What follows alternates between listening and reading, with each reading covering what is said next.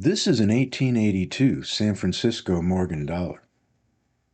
This coin graded mint state 67.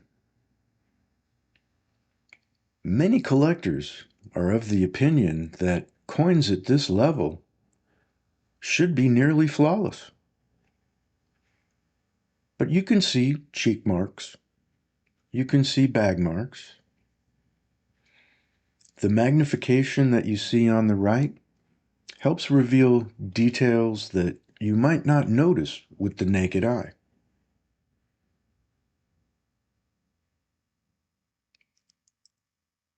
And importantly, many of you may be asking, after looking at some of the damage to this coin, how could this coin still receive a mint state 67 grade?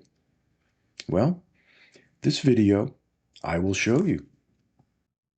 So first thing we need to discuss is the main design elements on a Morgan dollar. The cheek is the primary grading point. That is the focal area where graders are going to typically look first. But the graders are going to evaluate the coin as a whole. Graders are going to look for areas where marks cluster. Open fields are typically where marks can be seen.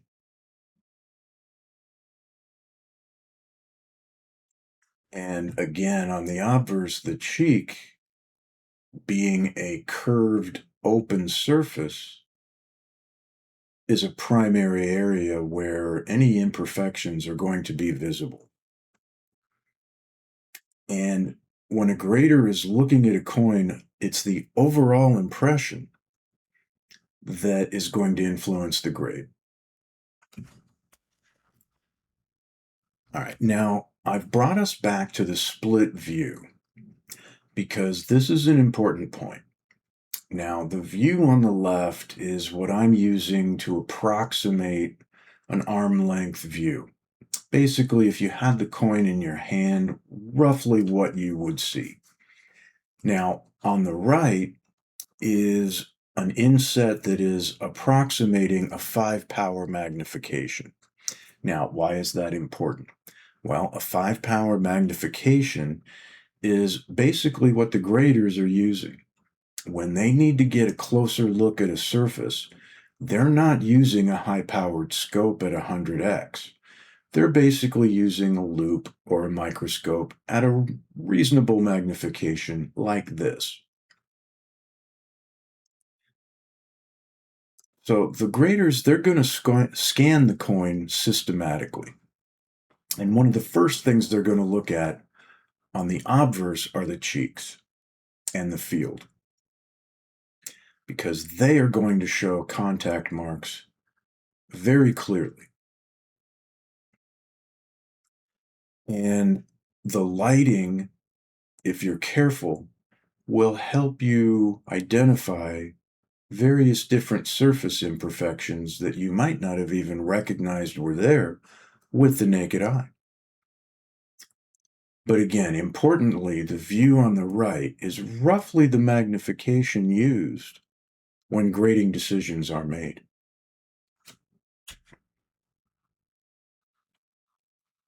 I've now introduced a second mint state 67 coin. This beautiful 1880s. Now, notice the much smoother cheek. Contrast that with the marks on the 1882s.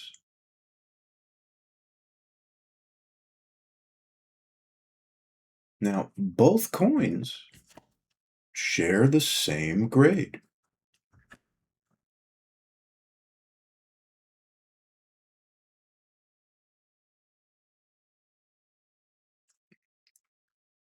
And the reason is that grades represent a range of acceptable surfaces for the assigned grade.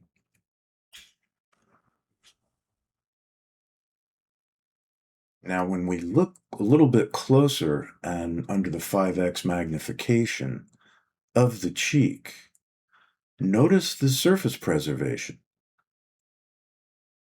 We've got a relatively smooth cheek area,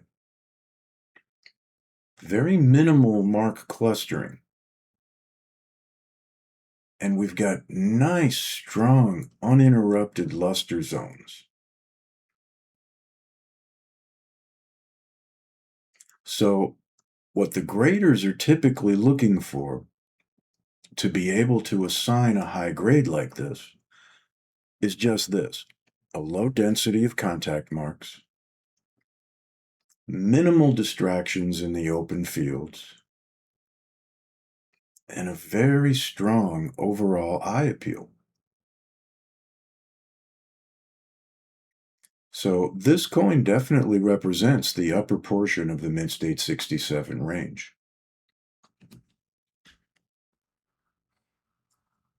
All right, now I've swapped in the 1882S.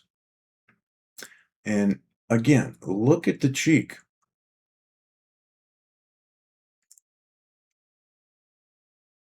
I mean, you can see right there, you've got a couple of lines up by the cheekbone. You've got a couple other strikes on the cheek itself. And, there are a few marks in the field, but they're not that bad. And with Morgan dollars specifically, you have to understand how they were made and transported. Coins collided when they came out of the mint presses. They were then stuffed into heavy bags of 1,000 coins. And then they were jostled around on trucks and in bank vaults and rolled up in coins. And these coins came in contact with each other frequently. Contact marks are normal and expected, even on high-grade coins.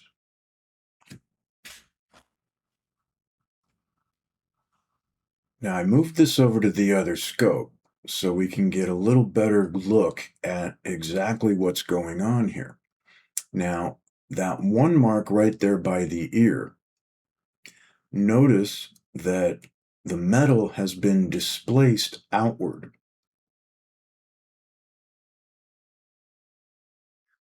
The edges of the mark reveal the direction of the impact. And the depth of the mark is what's going to influence grading severity. So graders are actually looking at how disruptive is the mark. If the mark is isolated, it may carry very little weight. But clusters of marks matter more.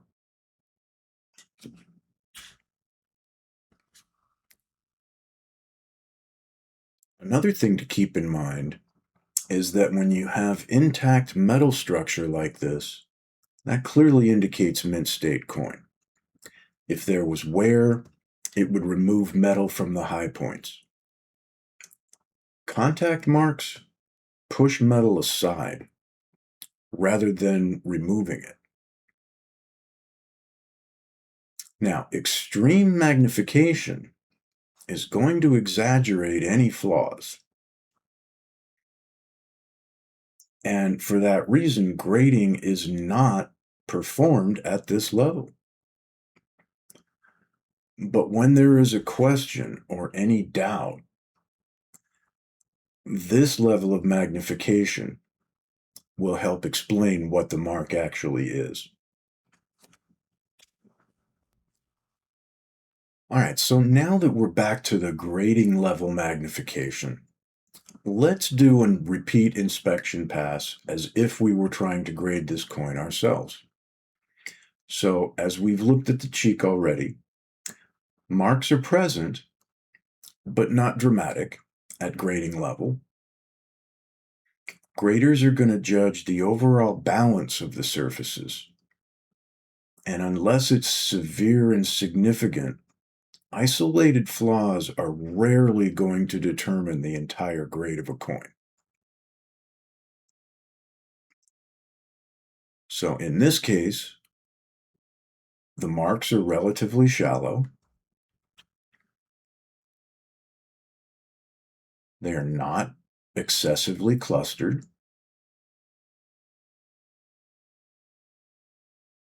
The rest of the surface remains very strong.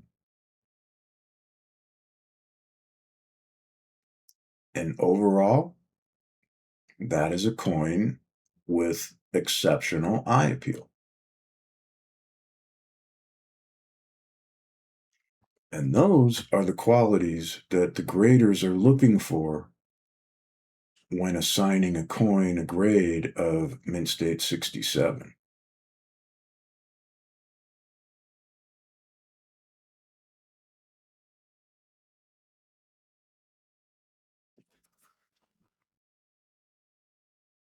So, as we've seen, both of these coins show marks under magnification. But despite that, the surface preservation remains very strong overall. The differences that we've seen fall easily within the mint state 67 grading range. So again, grading is not about finding perfection. Grading is about finding the acceptable surfaces that fall within a specific range. And yet, overall eye appeal does remain critical.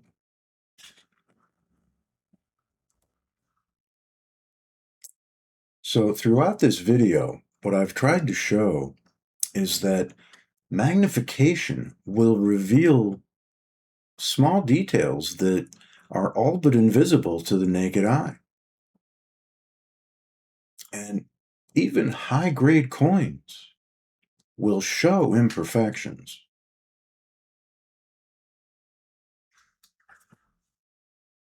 The graders are evaluating the surfaces holistically, but yet they are also using magnification where needed to interpret the surface more accurately. So my conclusion is I get asked all the time, should I have a microscope? Well, the answer to that is it can be extremely helpful to understand what a grader is seeing when you are able to mimic the same level of magnification easily, just like this, to better understand what's really going on with the surface of your coin, as well as fine details like strike quality.